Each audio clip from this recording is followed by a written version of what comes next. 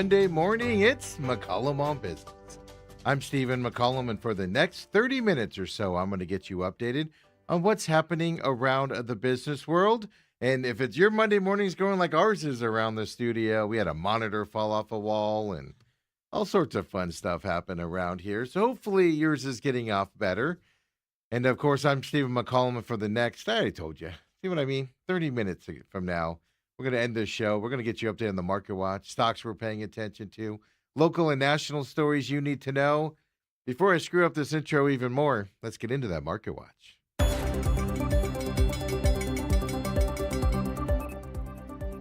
And on this Monday morning, Dow Jones is down 115 points right now, 52,045 for it. The S&P 500's up 20 points to 7,475 points. The NASDAQ, it's up as well, 125 points to 25,645.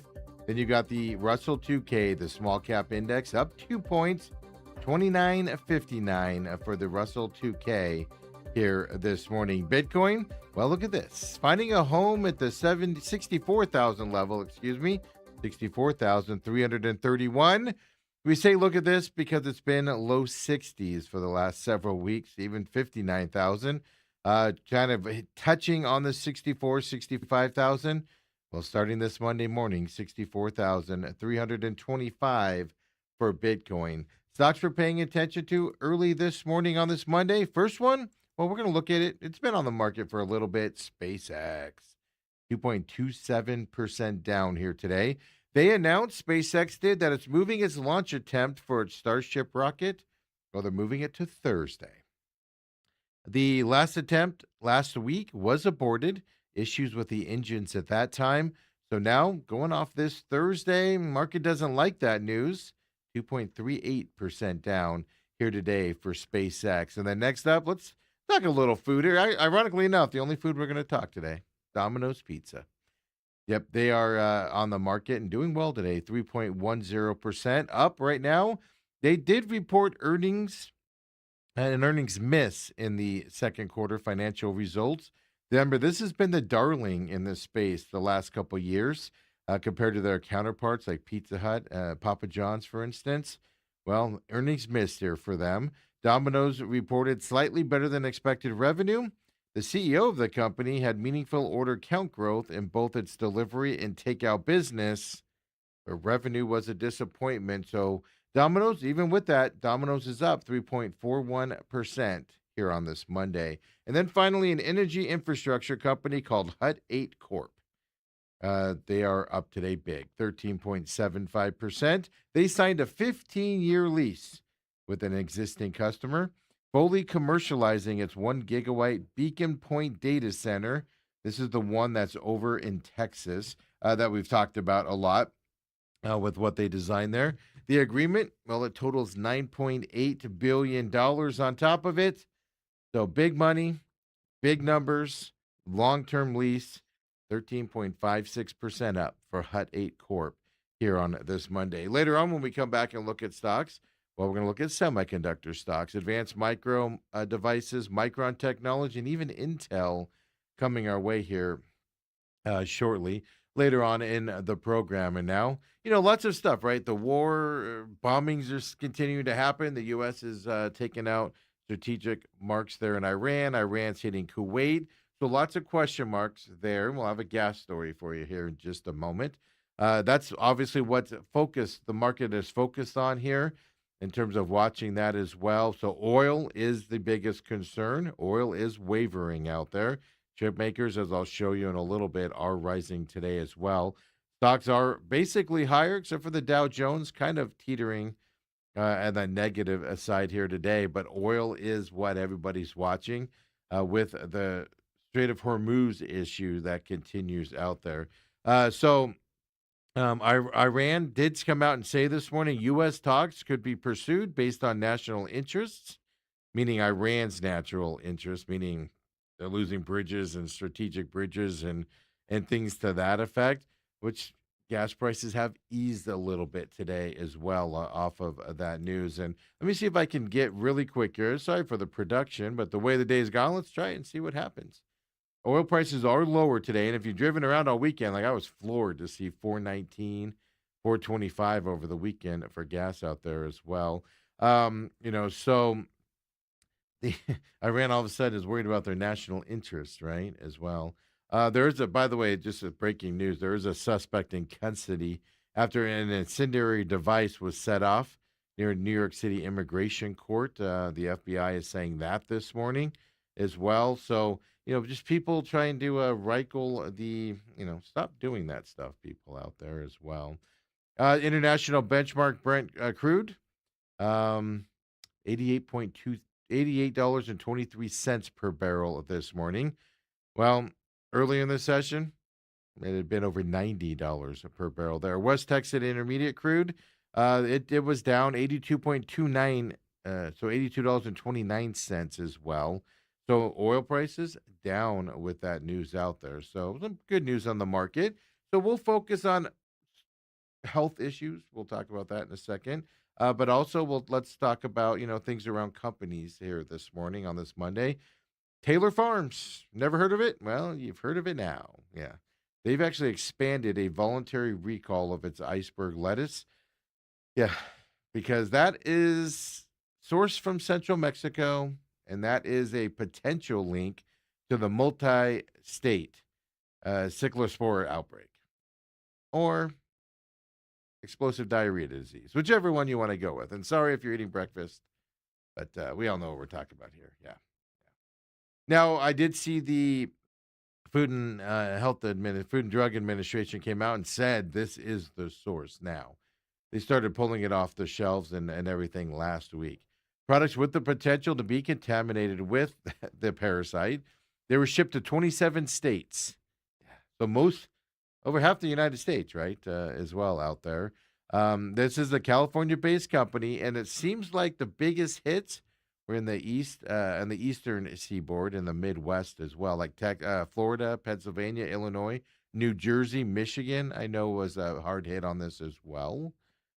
U.S. health officials earlier last week identified lettuce was the main one, and a supplier from Mexico as the source of that cyclospora contamination in food. Now, this was food served at Taco Bell restaurants in 5 Midwestern states.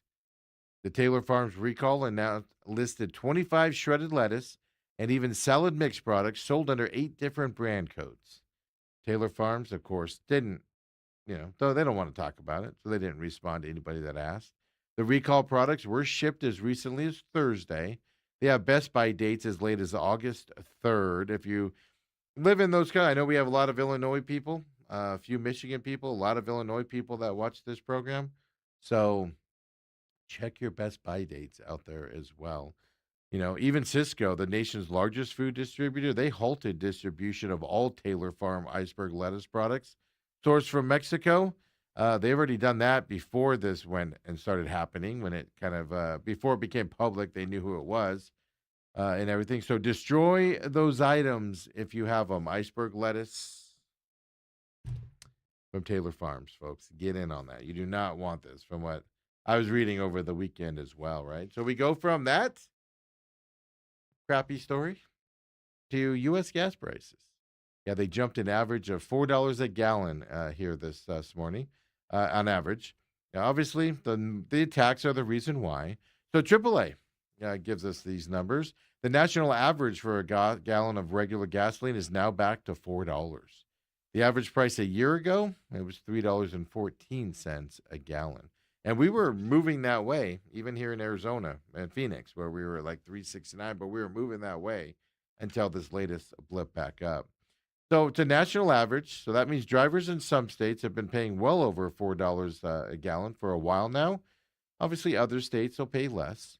Prices vary in states, vary between states, I should say, due to factors ranging from nearby supply, tax rates, etc. out there.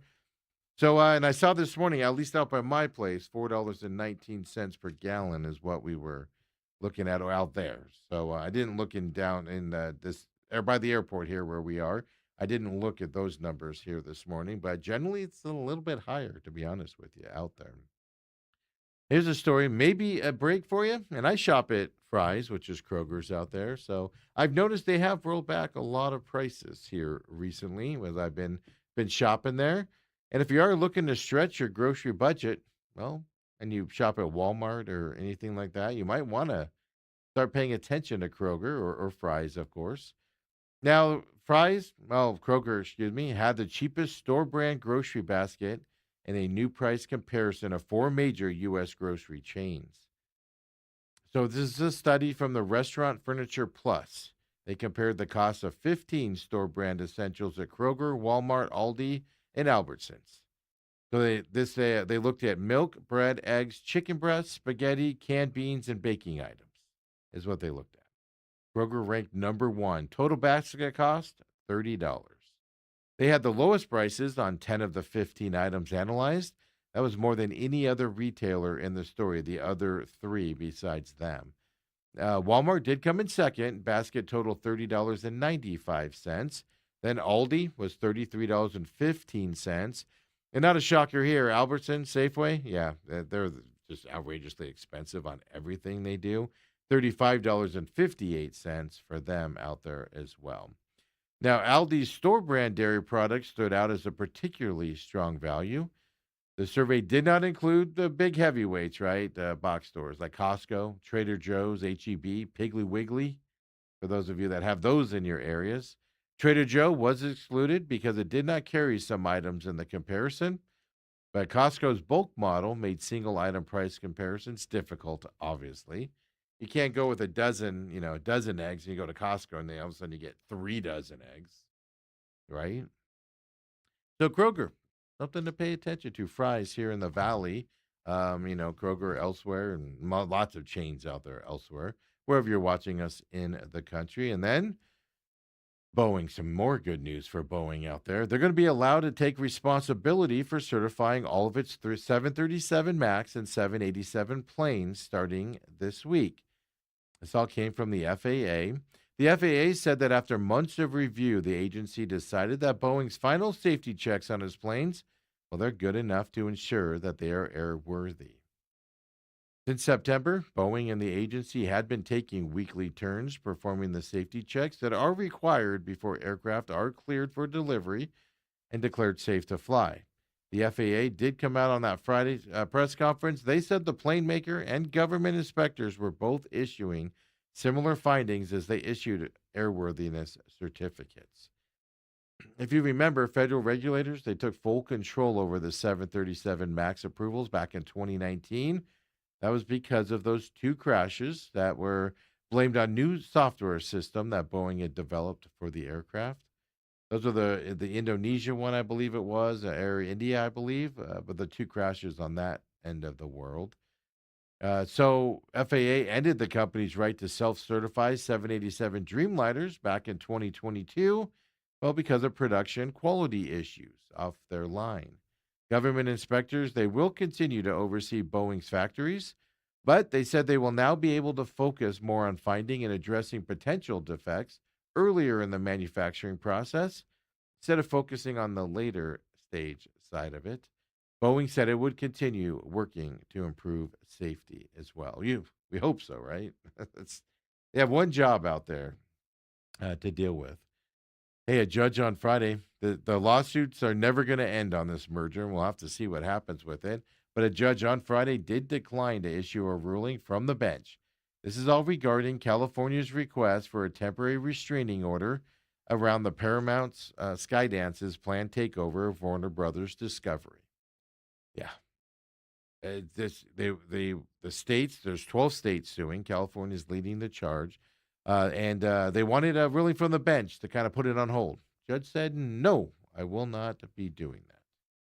Now, this is expected to close at the third quarter of this year, but obviously these 12 states attorney generals, including Arizona, by the way, in this lawsuit, and then you got the union lawsuits now as well, and everything. So that could delay the closing process coming up. The lawsuit was filed in Northern District of California for the 12 states, claims that the merger violates Section 7 of the Clayton Act. That holds that mergers that may substantially lessen competition or tend to create a monopoly are illegal. So this hearing on Friday, it's a temporary restraining order hearing on Friday. It got deep into antitrust law. Like I was reading excerpts from it, and it's enough to put you to sleep, folks.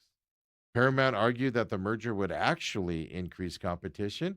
The state insists that combining two major Hollywood studios would actually hurt the industry while giving too much power to the company. So the judge didn't want to do a ruling on that day and on Friday. He promised to issue a ruling by July 22nd, though. Obviously, Paramount wants this to end as quickly as possible so it can move forward as soon as possible to avoid exorbitant ticking fees, is how I'll phrase it. Right? I'm not the only one that phrases that way. It's a business term, but it's a term for charges that accrue because the merger is delayed. The longer it goes, the more they have to pay in those fees waiting to go. So there were no photos or video in that hearing. You had to read excerpts of it. They kept it kind of quiet from that side. And then over the weekend, you were probably one of the people, if you went to the movies, that saw The Odyssey. We saw it here, me and Ethan and Autumn went and saw this movie as well. Well, it launched with 124.5 estimated amount million dollars in domestic ticket sales. Then it did another 139.6 million from the overseas sales as well. This is a huge movie. A lot of people were saying it was going to bomb because of some woke stuff and things people are concerned about. None of it was prevalent, folks. You should see this movie as well. But it did have a better debut than Oppenheimer did as well. It's marking Christopher Nolan, who's the director's best opening since 2012's The Dark Knight Rises. Yeah. Now, a lot of that has to do with the IMAX price. Prices for IMAX movies are more expensive.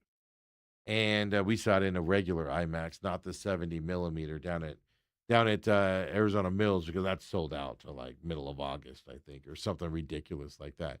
But the extended ticket prices obviously helps this movie, but just an epic. We saw it at 10 a.m. yesterday morning. Theater packed, sold out. There's like 2 seats left in the whole thing out there. So it's a huge number for this movie as well. So, and it's going to get a ton of awards coming up, just like Oppenheimer did and stuff like that. The budget of this movie was $250 million. By the way, R-rated movie, and that's the thing. It's one of the most expensive R-rated movies ever made at that price tag of $250 million. Then they put another $125 million into marketing it out there. They almost made that all back in the first weekend in international and domestic ticket sales as well. So shot entirely on IMAX film, and things like that. You could tell a little bit as well that you saw. So 29.6 million of that number was sold domestically on IMAX screens out there. 51.8 million of those totals were specifically for the IMAX number, which, like I said, huger dollar amount to go see an IMAX movie out there as well. So the movie is dedicated to IMAX screens for 3 full weeks. So nothing else can come in and knock it off of IMAX for 3 weeks as well out there. So, and only, I think it's 25 screens in the United States, I think I read over the weekend, can actually show it in that 70 millimeter era. And the only one here in Arizona is over at Arizona Mills IMAX, that Harkins one there as well. So if you want to see it in that format, limited choices out there as well for you. So when we come back here at McCollum on Business, huge movie weekend with The Odyssey. But we'll be back here. We'll talk some local stories coming your way. No food stories today, folks. I know we're slacking here on this Monday, but we keep it rolling. Come on back. McCollum on Business.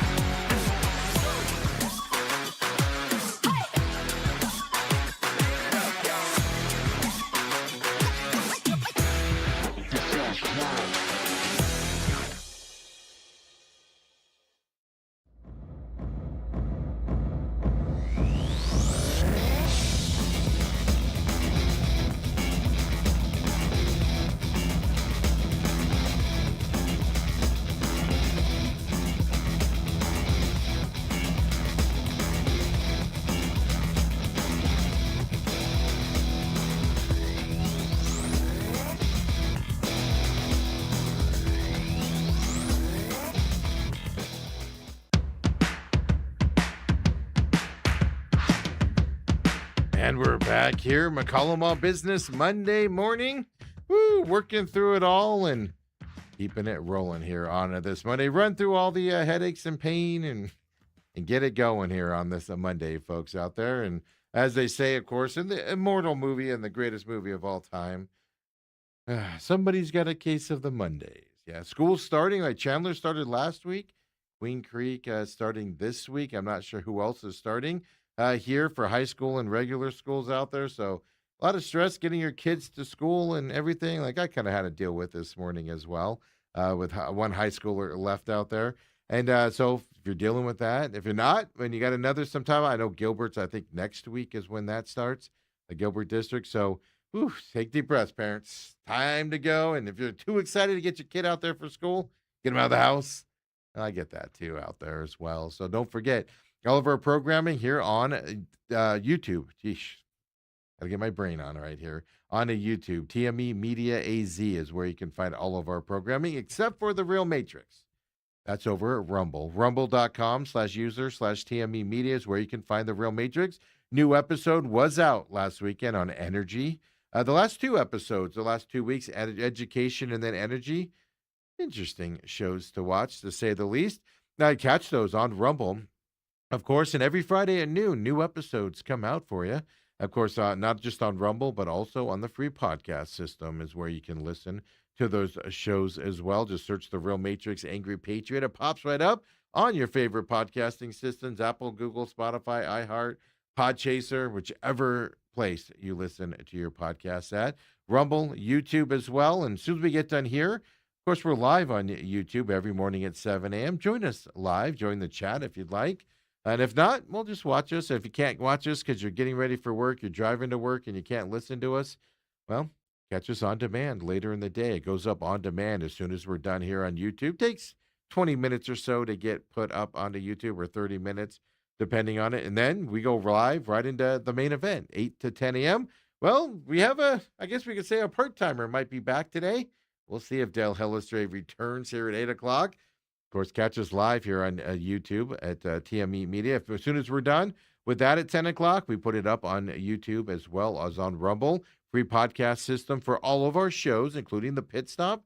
Only one that doesn't have the podcast system is this one out there as well. So Ann says, school starts next week. They're Gilbert School District, I do believe Ann's in. And she said, but had to take my son to football. Oh, that's right. Got to get him there early for the football season, of course, here early on this Monday. So a lot of stress out there, changing your morning routines. With all that being said, let's get right back into that Market Watch. We told you earlier, market, well, it's doing decent today. Oil prices are dipping down a little bit, 2% or so on average is what we'll call it here. Here at 7:30 this morning. Dow Jones, it's at 173 points down for it. It is interesting where we stand at on the market with oil prices and the festivities that are happening out there in the Middle East, right? Dow's down 174 points. S&P 500's up to 21. NASDAQ's up 143 points. Chip makers are up, and we're going to look at those individual stocks in just a moment. Here, Russell 2K, the small cap index is up. Well, it's basically even here, 0.30 up for it.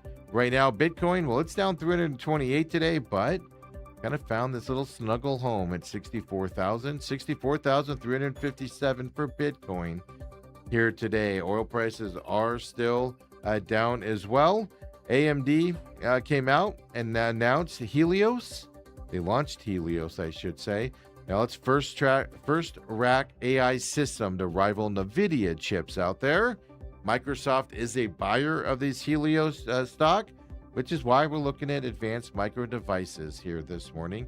2.79% up here today as well, based off of that news. Bunch of companies. Last week was a tough week, by the way, for semiconductors and these chip stocks. 10% down, and basically overall last week, if you want to average it out, 10% for all of these stocks. So starting Monday up 2.49%. Micron Technologies, the next one we're going to look at here, 2.12% up for them. Marvel Technology, I don't have a graph for, but they're up about 2% today as well. And then there's Intel, of course, big local presence here. Well, it's up today as well, 2.61% as we look at that here for Intel. So chip stocks up today. AMD launching this new Helios, which supposedly rivals an AI chip from NVIDIA. Microsoft, they announced Microsoft is a buyer of that chip. So look at some big movements in the chip side of things here on this Monday. Now, a few local stories for you. And like I said, I apologize. No food stories for you today. We had so many issues getting ready for this show internally with a monitor literally fell off of a wall. Computer, so we have to adjust the computer systems, the monitors for the production guys. Ethan and Kobe doing a fantastic job. I wasn't able to find a food story, but I can tell you, Gilbert. Yeah, it's the next Arizona community reopening its zoning codes to address concerns around data center developments. We know Tucson is, deciding on new rules after that big issue they had last year down there. Florence is expecting to form an expert committee to promote development guidelines as well. We know Chandler, had a rejected one earlier or late last year as well. But Phoenix, Mesa, Chandler has a few, but out in the kind of the desert area of it as well. Well, they went through these similar processes last year as well. So Gilbert, they only have one data center. It has not received any new requests to build any there as well. But a statement was put out by the town of Gilbert, and it says it recognizes the need for data centers in an ever growing digital world, but it doesn't want them to have a negative impact on local water supplies, considering current shortages of the Colorado River. And Gilbert, don't forget, I find this interesting because don't forget Gilbert. They've raised their water rates several 100% on their residents over the last year or so, year and a half or so. So they're already having water issues there in Gilbert as well. If you want to look at the proposed rules around this, restrictions on where developers can actually build the data centers in Gilbert, and an open loop cooling systems, which basically are the ones where water flows over to keep everything cool. Requires a lot of water. They're going to kind of restrict that. At least the proposal is to restrict that. If you're in the Gilbert area and you're interested in this, a public hearing on the zoning code amendment, well, August 5th is when that'll happen as well. Then it'll go to the council for consideration on September 1st coming up. So if you're interested in voicing your opinion, August 5th is when you can do that, folks out there. And we know Arizona utilities, SRP, APS, Tucson Electric, for instance, well, they're facing huge energy demand out there. A lot of it's driven by the data centers, large industrial users that are moving into the valley and opening up here as well. So now they're saying the new issue is not just getting and supplying, but can we build things quick enough, right? Supply chain issues are the biggest concern now. Yeah, projects are being pushed back because of the supply chain issues. So this was all highlighted at a workshop, and we get this story from KJAZ, by the way. There was a workshop at the state's utility regulating body, the Arizona Corporation Commission. Yes. So there, I got a gentleman named Matthew Robinson, according to KJAZ. He supervises transmission planning with APS. He presented the utility's 10-year plan to the Arizona Corporation Commission. Here's what he said in that meeting. Some of the drivers for the date changes, well, they've been those types of supply chain delays. We're seeing significant supply chain lead time for large equipment like transformers, things you need to generate electricity. It's going to cause price increases. And APS's new excuse on why they need to pass through a 14% increase every year or more every year. Yeah. Robertson did say those wait times to get these supply chain stuff in, 3 to 4 years is what he's saying as well. Yeah. Of course, they said COVID-19 started the supply chain slowdown, and then the unprecedented demand afterwards just has never caught up as well. So Robinson did say in that meeting as well that APS is committed to finishing projects that it's agreed to. Yeah. By the way, an SRP representative told commissioners that it also had to change business practices to account for those supply chain delays. So now it's all this excuses for these big increases, like the 14% one APS wants. Yeah, not getting these parts in quick enough. putting stress on the grid and everything. But go ahead, keep building data centers that cause more thing. So us residents can keep having our electric bills go through the roof. That sounds like a plan, doesn't it? We talked about Boeing earlier and being able to certify its 737 and 787 planes by themselves again. Well, now we know Boeing is proposing an expansion of its Mesa manufacturing campus. And this could create hundreds of new jobs and boost production of advanced composite components for U.S. military aircraft. If you remember, they build the helicopters out there, Boeing does in Mesa. So they plan to build a nearly 268,000 square foot fabrication center, basically on a 38-acre industrial site. And according to KJAZ, I believe the Arizona Business Journal is where this one is. According to them, northeast corner of Greenfield and McDowell Roads is where they're looking to build that. Boeing's proposed fabrication center will be built adjacent to their existing 158,000 square foot manufacturing plant there on the Mesa campus. And they said that this fabrication site will be used, quote, for fabrication of highly specialized carbon military parts. Ooh, sounds top secret. This fabrication center is expected to employ 260 workers across 2 shifts.